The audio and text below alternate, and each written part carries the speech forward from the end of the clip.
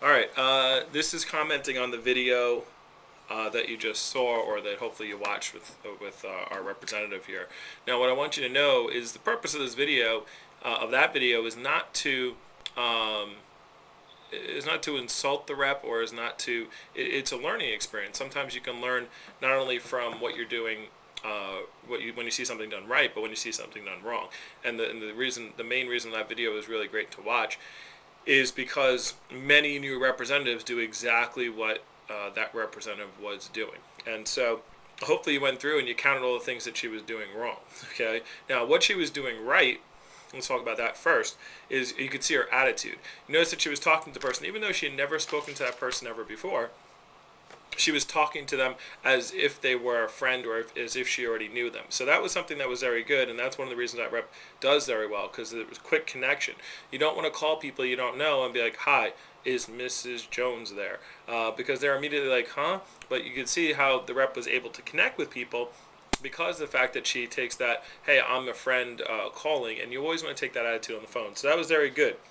She tried to handle a couple of objections before she came up, and that was also very good. However, and if that attitude stays there, everything else is fine. But remember, that representative is at $18,000 in sales. Okay, and you might go, well, if they're at that high in sales, maybe I should do it like that. But that representative also just came off a weekend where they had 5 demos set up. They only ended up doing one appointment and had 4 cancellations or no shows. Now, that phone time, the reason why we taped her phone time was to see what was going on, which is why you want to come to the office and talk to us and let us help you. Okay, so let's talk about what was going wrong with this representative. Number one, the biggest thing, you probably spotted it right away, she's not using a phone approach. Okay, every single rep in our company that does well uses a phone approach, or they use the same exact phone approach every single time to the point where it's memorized, and they just say the exact same over and over again. Her approach, it was awful because of the fact that she wasn't reading anything, and I guarantee you she probably does not say that same thing every time, and she's all over the place with what she's saying. Okay, also not using a phone log. She was calling right out of her book. If you notice that, she was calling out of her recommendation book, and a lot of new reps do that too. And why that's bad is because the customer was like, they didn't know who that person was right away. She was like, you notice in the call, the customer said, "Who is that person?" And Miriam's like, I don't know her last name, trying to find the lead and find all that stuff. So you shouldn't be calling people. You should be calling people with a phone log, not flipping through your book, trying to find people last second. You should already have it lined up. That's why the phone log has name, relationship, and all that stuff right on there already. That's why you want to use a phone log and not call out of your recommendation book. It was a perfect example of what happens right there. Uh, she started off the conversation talking about recommendations. I get a point towards the scholarship for recommendations, and people are going to recommend me to people. What is all that? Okay, I challenge you to find any representative who ever talks about recommendations and their points for scholar. Like that customer was probably like, "What the heck is this person talking about on the phone?" Okay, now good thing she had a good personality, which is why the person just didn't hang up. But where is that ever on any phone approach ever? Okay, she didn't handle the objections at all. Because she almost jumped to, "I'll call you back in 2 months, a month from now." Like the customer must have said, "I'm busy" or something like that, and she's like, "Oh well, I'll try in April or May." I'm like, what is that? And the reason why that happened is because there was no urgency phrases in that conversation, which is why you want to use a phone approach. There was no, "I need to do this many points by this time," or I'm trying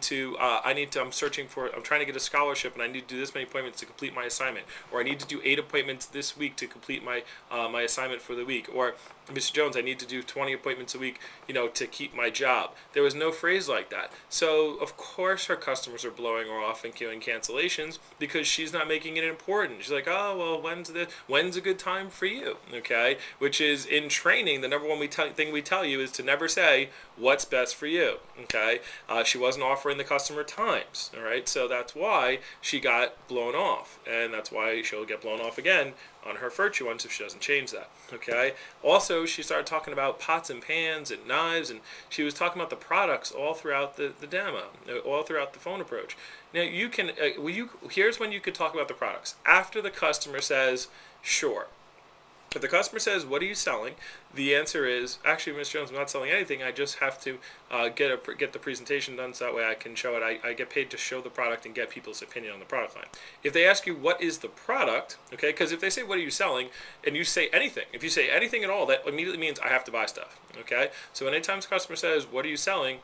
your answer is nothing. Okay, I need to get these presentations, I need to get these appointments done, I get people's opinion on the product. You don't have to buy anything. If you want to buy something, that's fine, but I get paid just for doing the presentation. Oh, okay. Well, what is the product? That's a better question. Now you could say it's a line of houseware products, kitchen products, and some outdoor items. Okay, so but you shouldn't be starting off the phone. I think the second sentence out of her mouth was, "Oh, I'm showing kitchen knives and pots and pans and all that kind of stuff." Pots and pans are a secondary thing when you get to 10 grand. That's not what we're going over to do the main presentation about. So, which is again, it's probably hurting her sales as well. So we got to take that rep and take them back to basics. And again, just talking about points and stuff. So a lot of things wrong there, and that's from a rep that's at 18,000 in sales. So if you're a management candidate, please remember that just because somebody sells a lot doesn't mean that they're technically sound, and doesn't mean that they're doing the right things. And so that person, by the way, has been on our team for almost a year. Well, not almost a year, probably about 8 months. Okay, so 8 months already in the business, and has been to a couple conferences and events. And this is why you constantly have to manage your people, that they're not straying from the basics, and that's what's going on with that particular representative. So even the best, okay, stray, and then you have to get back to the program. And guys, it's real simple. Follow the program, you get results. If you don't, it doesn't matter how much you've sold. It doesn't matter how good you are. You have to stick to basics, and if you don't do the basics, then your house will crumble. All right. So thank you to that Representative Miriam for being a guinea pig there, and showing how not to do phone time.